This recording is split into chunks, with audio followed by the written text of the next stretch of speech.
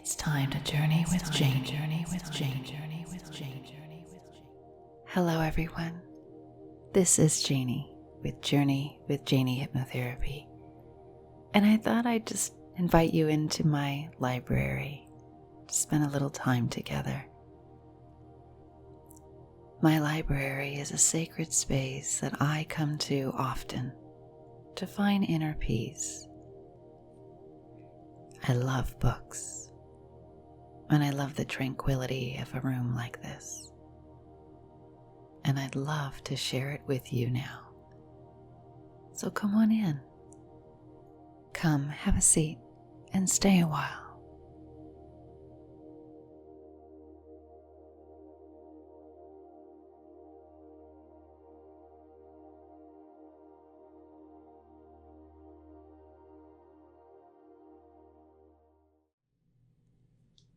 I wanted to share this book with you that has recently made its way to my library.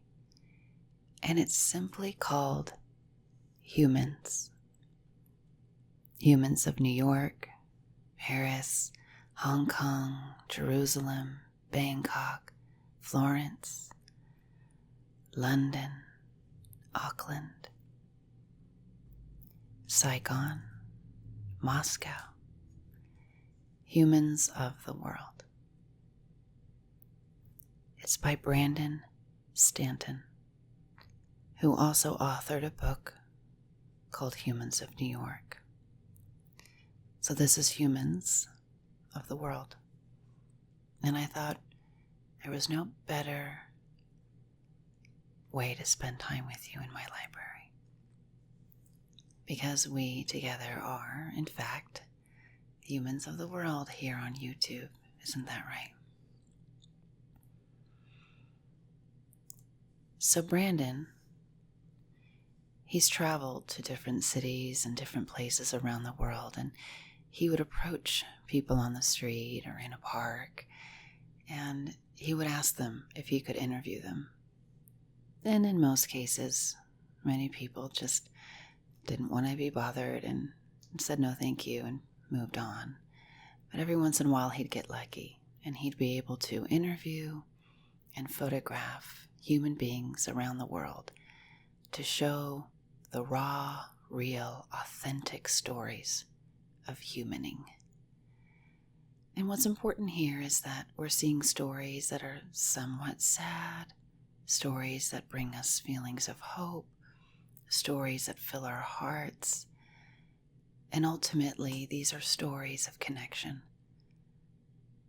As I have read each and every one, I've come to see so much of myself or those very close to me in just about every story I've been able to read here. And I think there's nothing better, nothing more healing than connection.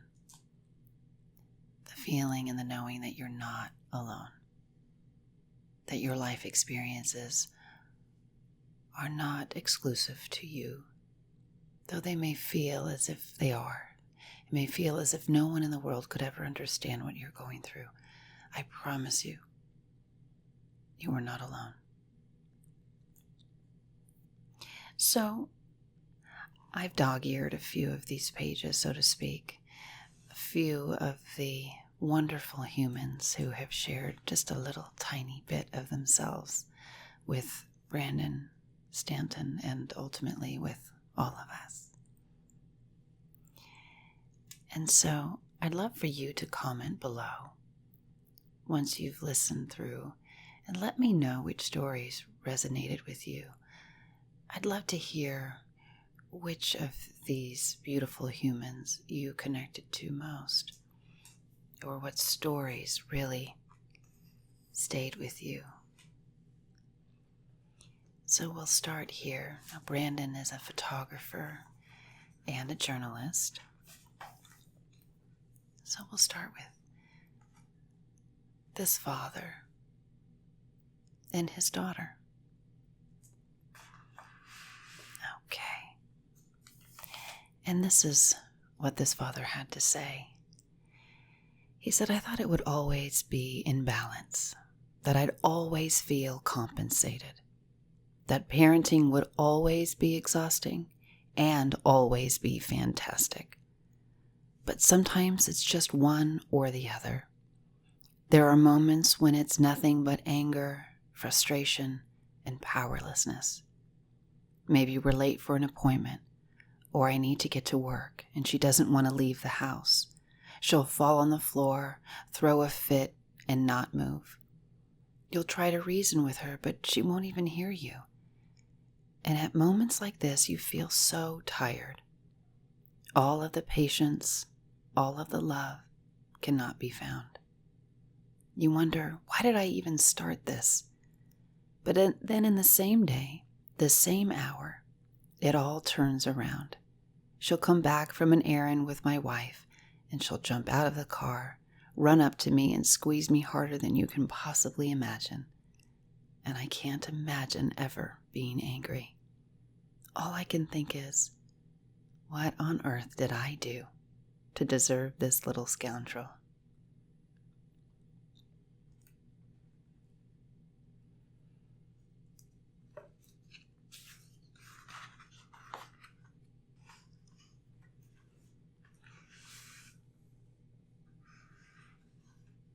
Let's spend some time with this lovely human. And she's from Berlin, Germany. When my grandmother died, there was a feeling that I'm all alone in this world. Her favorite saying was, "I'm always here for you whenever you need me." Without asking questions, without judging. But my parents were different. They wanted things from me. They wanted me to be a good person and a graduate and get a job and do well. But I kept failing. I questioned everything. I was bad at school. I didn't follow the rules. I had purple hair and a nose ring. And to make things worse, I had this perfect, beautiful little sister who did everything right. But every time I messed up, I could go to Oma. And she'd tell me, "Don't worry so much. These things aren't important." And she'd say, "I love you, darling." And she'd say, "You're not a bad person. And you'll find a way to be happy." It could be so hard growing up. It felt like the world wanted so much from me. But my grandmother was different. She just loved me.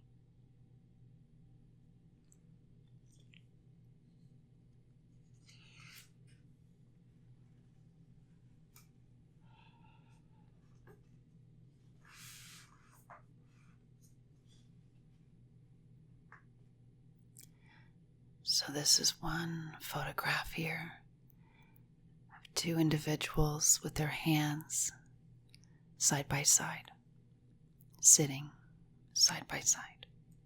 And it says, "We have to keep our relationship secret. Our parents would not approve, and we're not courageous enough to tell them yet. So we meet in secret 3 or 4 times per month. Since the beginning of our relationship, we've shared a diary. We take turns keeping it. Whoever has it will write down our memories. They'll also write down what they want from the other person and how they feel misunderstood.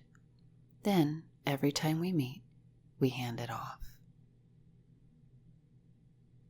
And this couple is from Calcutta, India. So you might wonder what it is about the two of them that makes them feel that they have to live their relationship in secret. And if you know anything about having to be in secret in any aspect of your life, share with us below. And let's connect on the things that we can all understand.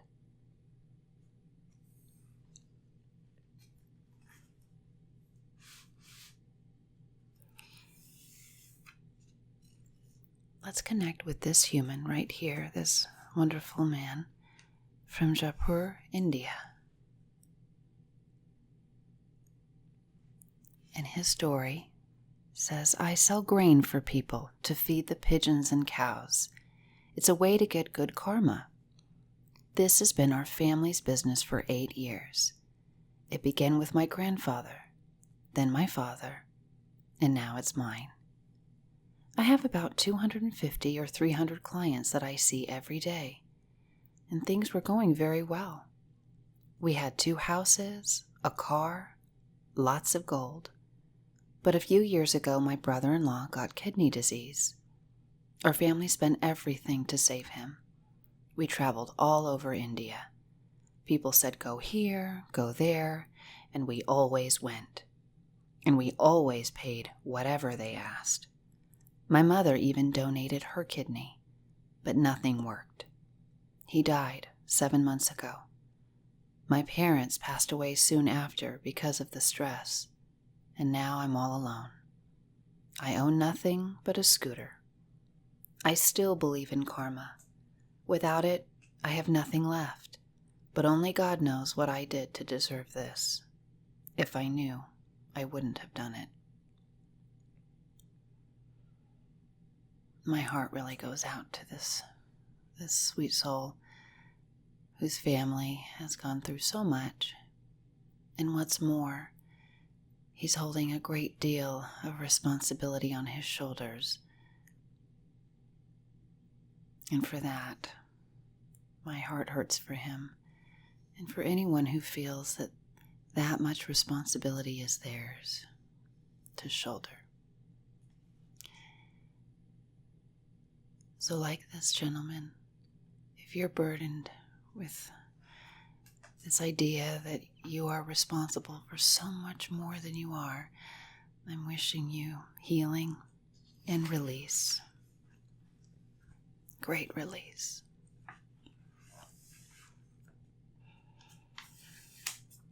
Now this woman, her hands are photographed here. They're placed on her knees. And this is what she shared. I took him to see Brokeback Mountain when it came out. I thought I was challenging him with the choice. But at the end of the film, he turned to me and said, "That's me." We'd been married for 30 years. Our kids were still young. I didn't know what to do. Do I leave? Do I stay? We were expats in another country at the time, so we were all alone. I had no one to talk to. We went to a therapist to see if it was possible to stay together, and she told us, "I've seen it work, but only if one person is very discreet and the other is very tolerant." So I agreed to try. It's been 10 years. It's been exhausting in a lot of ways. I asked too many questions at first, and I made myself miserable. Now I give him a lot of space, and I get a lot of space in return. I've been traveling alone for about 2 months now. I know what's going on back home, but I don't ask about it. My friends ask me why I don't move on with my life, and I don't know the answer. Maybe I'm just too afraid to be alone at this age. But I still feel like he's my soulmate. We have the same view of the world. We both love children. We love traveling and good food. And he really is a good man. He's just gay. And we've had such a good life together. I'm just not ready to stop sharing it.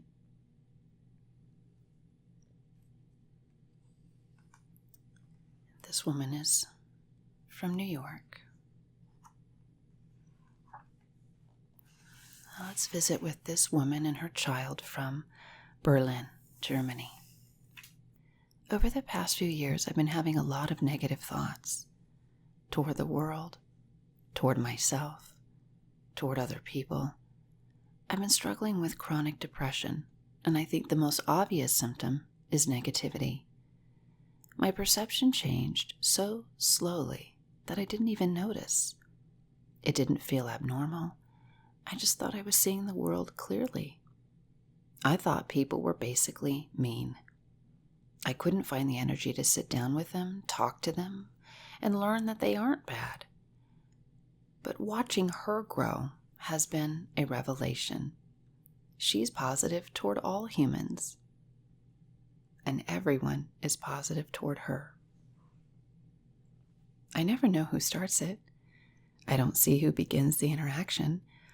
But so many times I'll be on the bus or metro and I'll look up and she'll just be smiling at a stranger. And they're smiling back. And it makes me so happy. Sometimes my face hurts from smiling so much.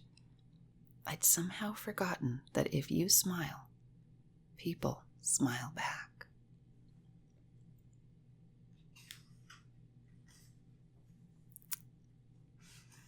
This gentleman is from the Democratic Republic of Congo.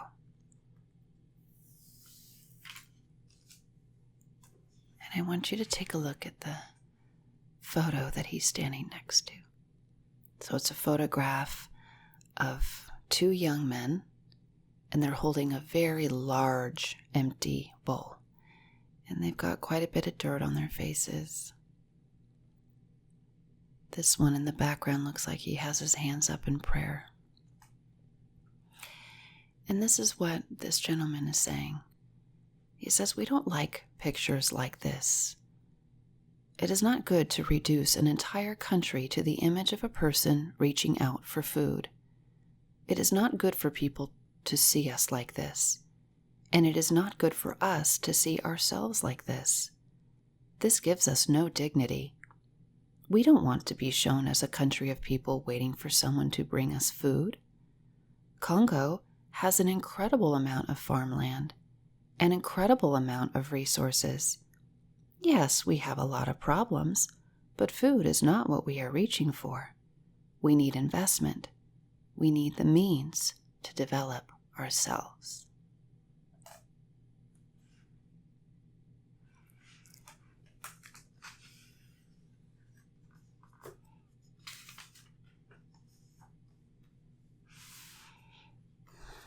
This gentleman is from Colombia. He says, it was a social thing at first. I just play cards with my friends, but I had good luck in the beginning. I started to win, and I started to love it. I couldn't wait for the weekend. Soon I started going to the casino during the week. I'd work the early shift, and I'd have all afternoon to play. I abandoned all of my responsibilities. Once you start playing, you forget that you're hungry, you forget that you're thirsty, you even forget that you have a family. I lost the grocery money, the rent money, everything. Winning felt great, and losing made me need to win. I'd make up excuses every time I came home empty-handed. I'd say that I was mugged or that my work hadn't paid us that week. Eventually, I had to sell my car. I lost our house. I lost my wife. We'd been together for 20 years. I just took for granted that she'd always be around.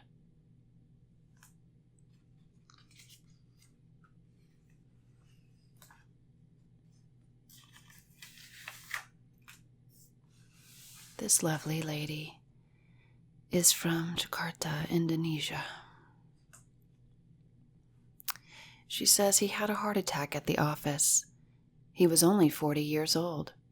We'd left the house together that morning, but he never came home. I was in shock. They told me to cry, but I couldn't. I lost so much weight.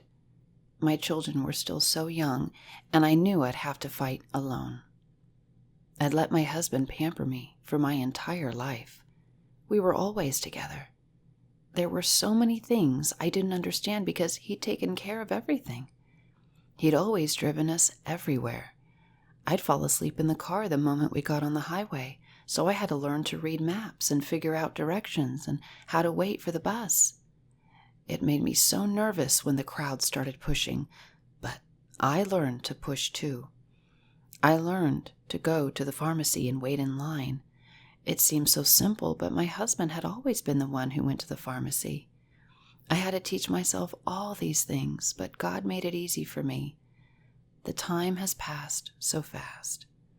I supported us by working as a teacher, and I've educated both my children. Now they're teachers themselves. And my daughter is getting married this Saturday. My son is going to walk her down the aisle. It's a beautiful story about rising up to the challenge and really learning so much about yourself through it all.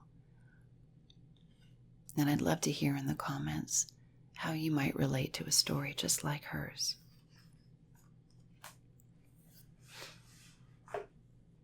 This woman right here is from Warsaw, Poland.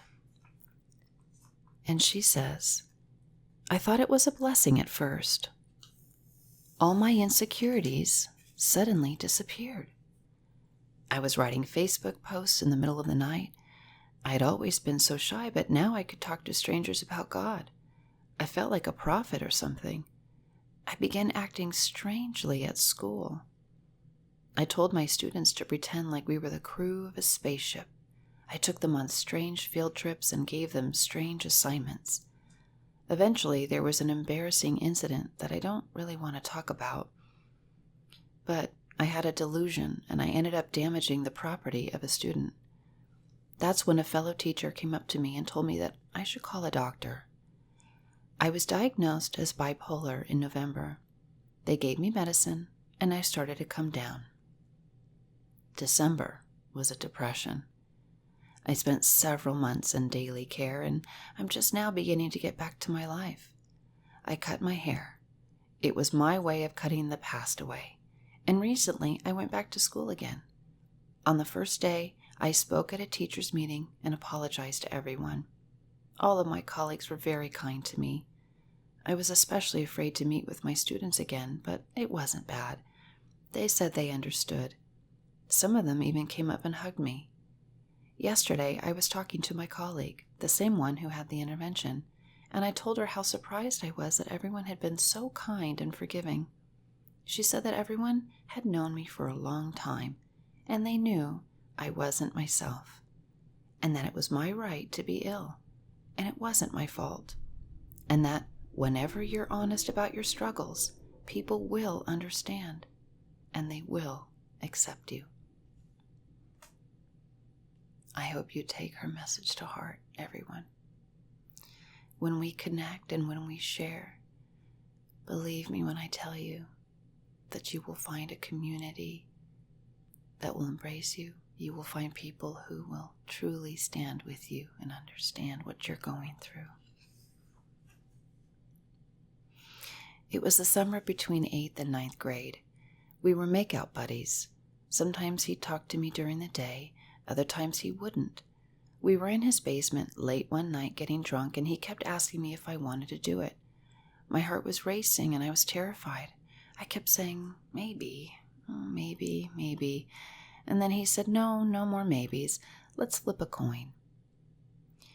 My stomach sank. After we finished, he said, I think I hear my dad upstairs. You need to leave. I went home and filled up a whole page in my journal. I wrote in purple Sharpie over and over and over. It didn't happen. For the longest time, I felt like it was my fault for feeling hurt, like I was being overly sensitive. It took 5 years for me to realize that consent is not a coin flip.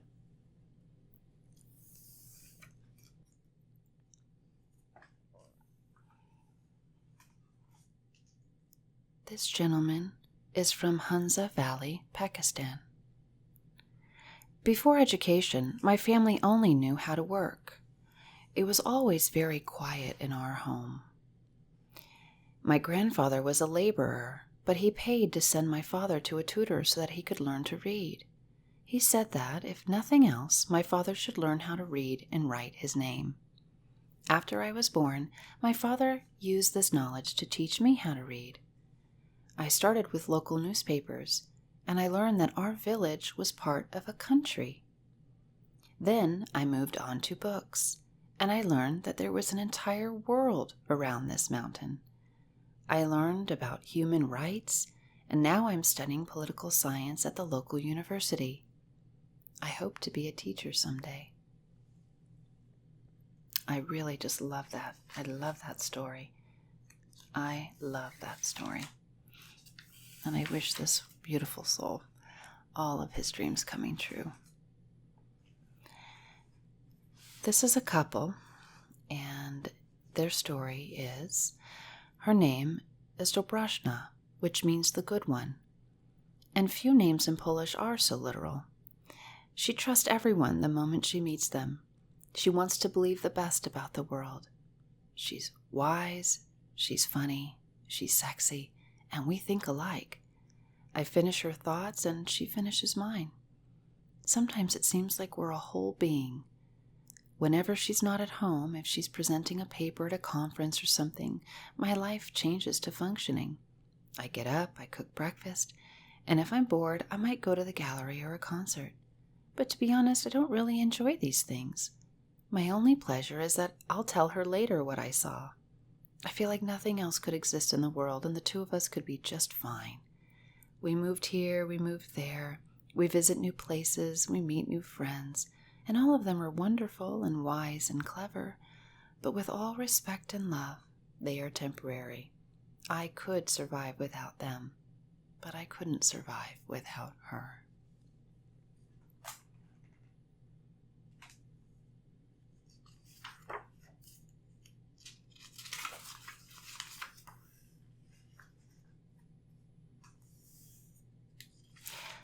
You'll see there's so many stories here, so very, very many stories here. I'll read two more. Let's look at this young woman right here. And she's from Toronto, Canada.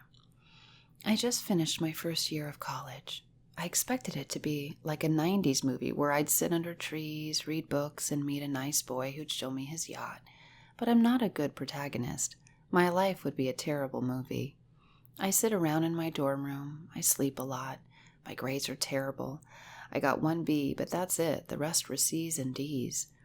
My parents have been very supportive, so there's nobody holding me back. I'm just not handling my freedom well.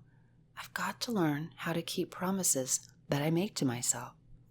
The funny thing is that I hate letting other people down, because if you disappoint other people too much, they'll turn away from you. But I have no problem letting myself down, because I know I'm not going anywhere. I'm always going to be here. And I have a whole lifetime to work on my issues and bad habits, so I keep putting them off. But that's got to stop. I don't want things to get so horrible that I'm forced to change, so I'm going to join a study group. I'm starting to eat out less, and I'm going to exercise more. I'm not drinking every weekend, and from now on, I'm going to know my boundaries. I'm not talking to boys who treat me bad. This summer is my redemption arc. She's lovely, lovely, lovely. I have nothing to complain about. I'm originally from Sudan. I love it there. So many happy memories. I got so much love from my family because I was the youngest. Since then, I've lived in 5 different countries, and I've enjoyed every single one. I don't have a partner, but I have plenty of great friends. I don't have children, but I'm a lovely uncle. I don't take any medicine. I sleep well. I can walk around. I don't know what to say. Every time I think about it, I conclude that I'm happy. I wake up smiling. I live in Germany and have lived here for several years. And they have these cameras along the highway that photograph you when you're speeding. Well, I've got a huge collection of photos because I love to speed. And it's always just me alone in my car. And I'm smiling in every single one of them.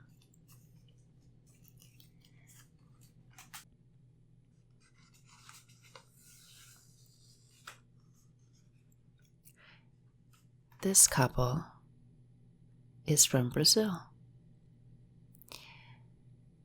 It says both of us are widowers. We met last year at a dance for seniors. He treats me so much better than my husband ever did. My husband treated me like a stray dog. He used to beat me. He'd get angry and yell and break things, and he'd always say that I'd never meet someone else. But this man is different. He always tells me that he loves me. He always wants to be with me. and he makes me feel like a princess.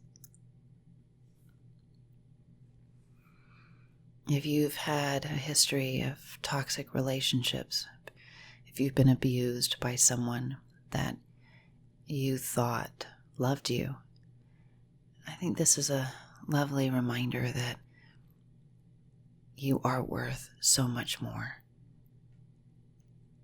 And there is someone, in fact, so many someones, who would be a lovely match for you and would treat you the way that you deserve.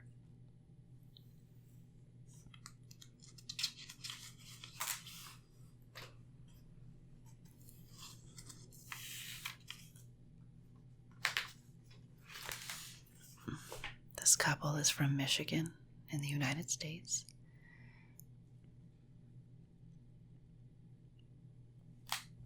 And it says, I miss that we can't go out and dance. We can't visit other people. We used to volunteer at the senior center every Wednesday. She'd play the piano and I turned the pages for her. The hymns were some of the last things she remembered. Music was her life. But one day she wouldn't play anymore, and I told the staff that they'd need to find someone else. So we stay here now. But I don't see this as a curse. It's an honor. This is what the Lord has given me to do. She has served this family her entire life, and now it's my turn to serve her. I might not have her mentally, but I have her. I can still make her smile. I can make bubbly noises and blow on her, and she'll smile. Every morning, we'll sit in this chair and we'll cuddle until noon. I rock this lady more than I rock my own grandchildren. She likes to slip her hand under my shirt to feel my skin, and she still likes to kiss. Every once in a while, she'll reach up and give me a kiss. Sometimes she starts yakking. She doesn't say actual words, and it doesn't make any sense, but I never tell her to be quiet, because it's better than nothing at all.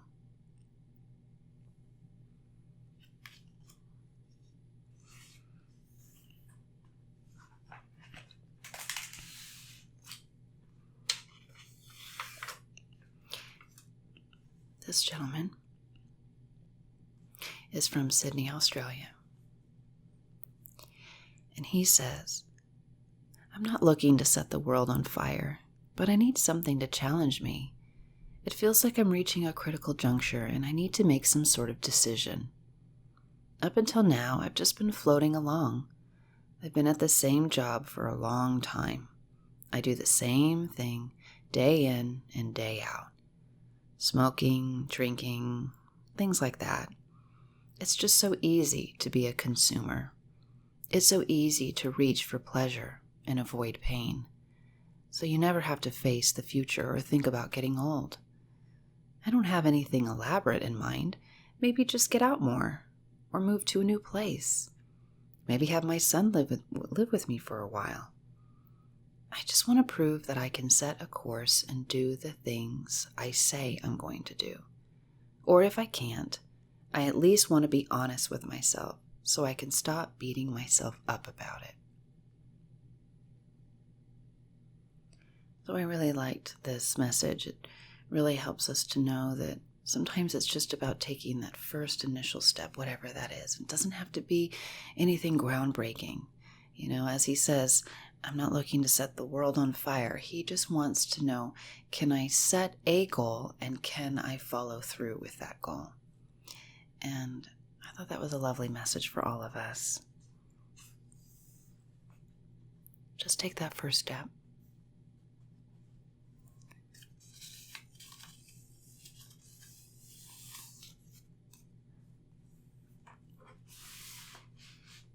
This gentleman is from Jamaica. And it says, my dad is a Rastaman. He was born in the mountains. A real Rastaman. He had a marijuana farm, so we only ate when people bought our weed. And we never ate meat, only fruits and vegetables. Whenever we caught fish in the sea, he'd make us throw them back. There were 10 of us, so we never had a big education. But he taught us to love people, and to love God, and to be happy. Sometimes after school, we'd all go swimming at a place called Pirate's Cave. The land was owned by a man named Dread Lion, and he had lots of dogs. We could never walk across the property, so we swam the whole way there. And if Dread Lion ever saw us, we had to quickly jump off the cliffs. That's how I learned how to dive. Now I dive for the tourists, and they give me tips. I save the coins in a little pan and pick at it when the seas are rough. I'd like to buy a little house one day, and maybe have a boat, and a nice woman to take care of me. But if I don't get all of those things that I want, I won't complain. I'm going to love God the same way, and treat people the same way, and be happy the same way.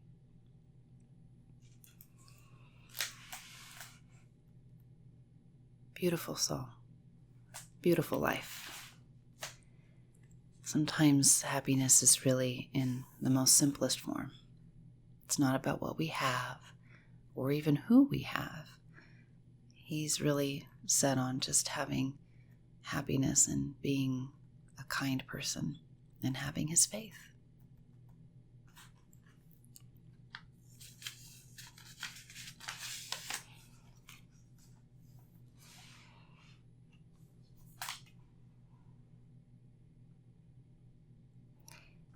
And this is a little story from this pair in Jerusalem.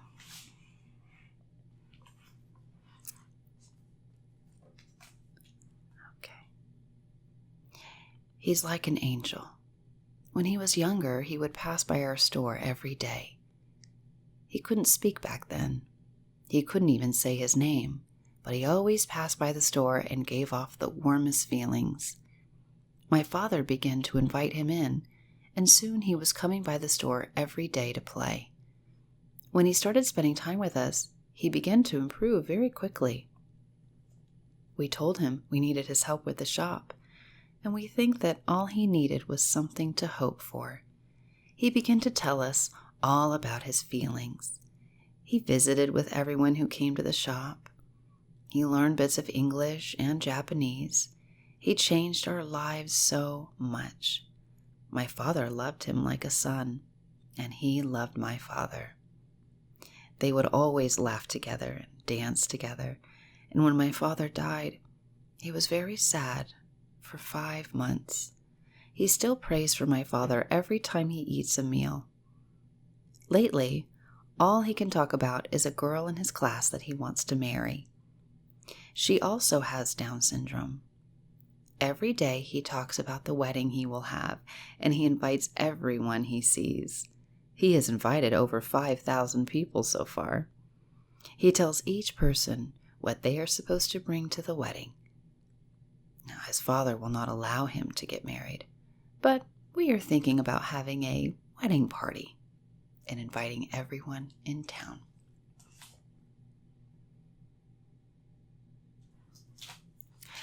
I have a cousin, a late cousin, who had Down syndrome, and they really are some of the most beautiful souls that walk this earth, truly. They teach us so much about love and about happiness.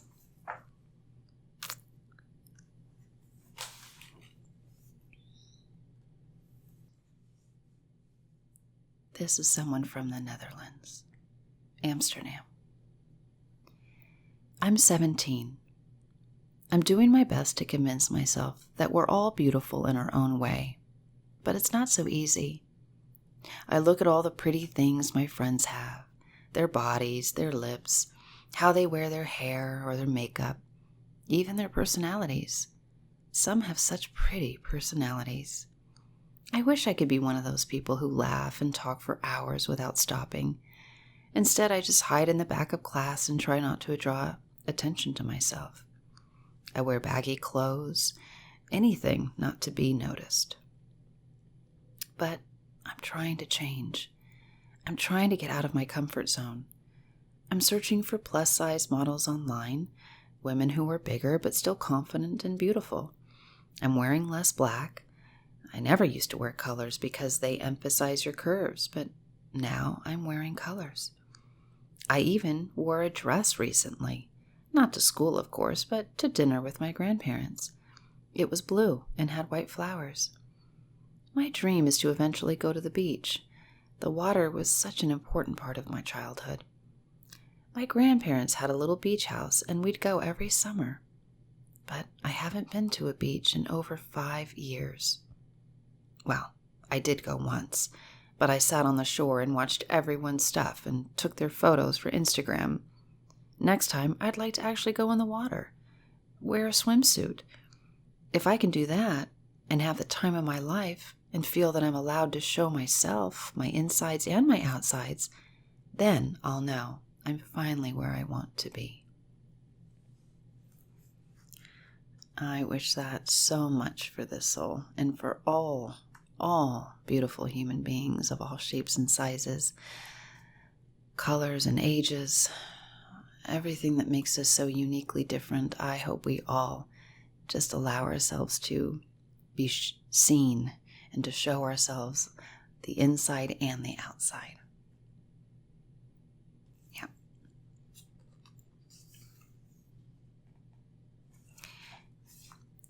This is a woman from New York.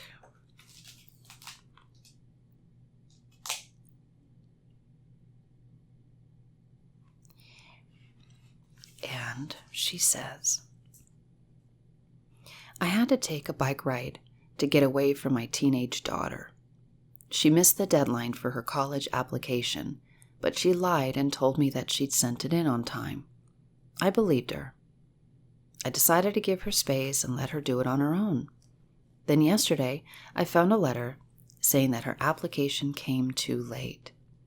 So I cooked her dinner, I let her have a nice meal, and then I served her the letter for dessert. We started arguing. She told me that she wants to take a semester off.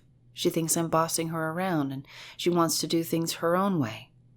But I worked 2 jobs for this girl. I raised her on my own. I've given her everything. She was born at 11:58 p.m., 2 minutes before my birthday. She looks just like me, and she acts just like me. And she's stubborn, just like me. Whenever we butt heads, I think, oh my God, I'm Angie, and I'm fighting with my 18-year-old self. Except I was already pregnant with her older brother by then, and I just want things to be easier for her.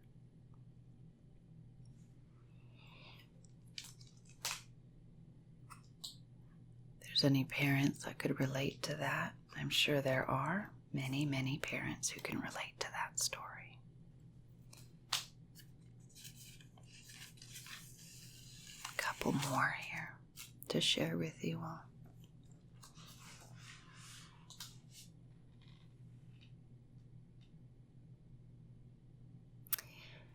And this is a lovely lady from London, England. It took me a long time to get out of the house. My mom was afraid of the outside world. She used to walk me to primary school, even though it was only 2 minutes down the road. Same with secondary school.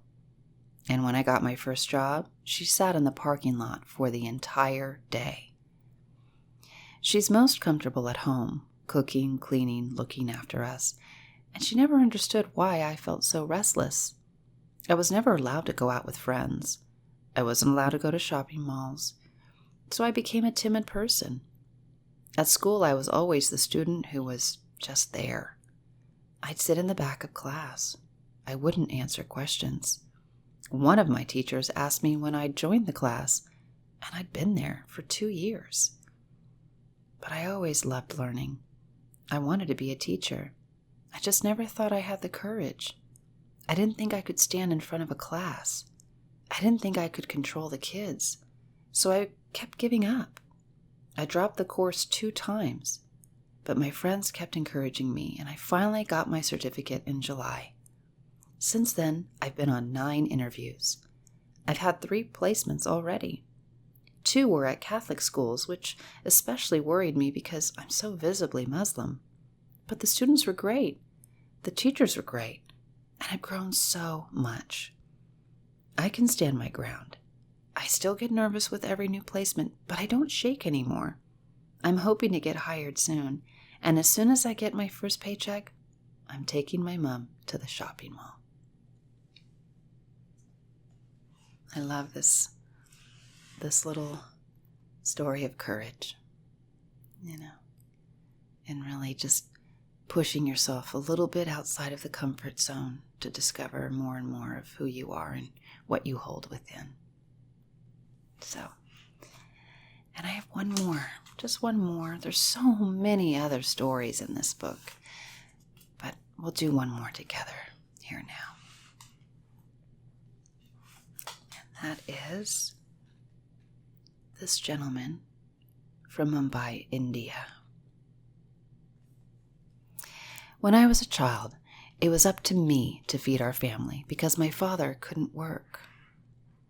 I had a job at a motorcycle repair shop. Everyone would sit at home and wait for me to make money. Once, we almost ran out of food. We didn't have a single rupee, and there was nothing to eat. I could handle it, but I couldn't bear the thought of my baby sister going to sleep hungry. I sat at my shop all day, praying for a customer, but nobody came. Then, just as night was falling, a man drove up with a puncture in his tire. The price of the repair was 3 rupees, but when I was finished, the man handed me 20 rupees and drove away. I was able to buy 2 kilograms of rice. My entire life turned around that day. My shop became very busy, and we were never hungry again. Even today, I think about that man. I never saw his face. He changed not just my life, but the lives of my entire family. I wonder who he was. Sometimes I think it was God himself.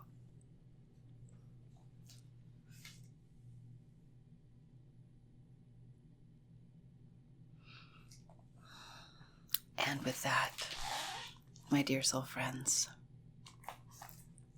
my wonderful, amazing humans of the world, I thank you for spending this time with me in my library.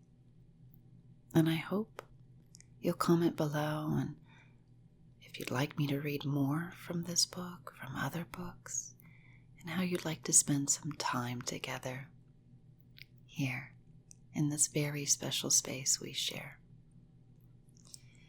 You all take wonderful, special care. And until next time, continue to journey with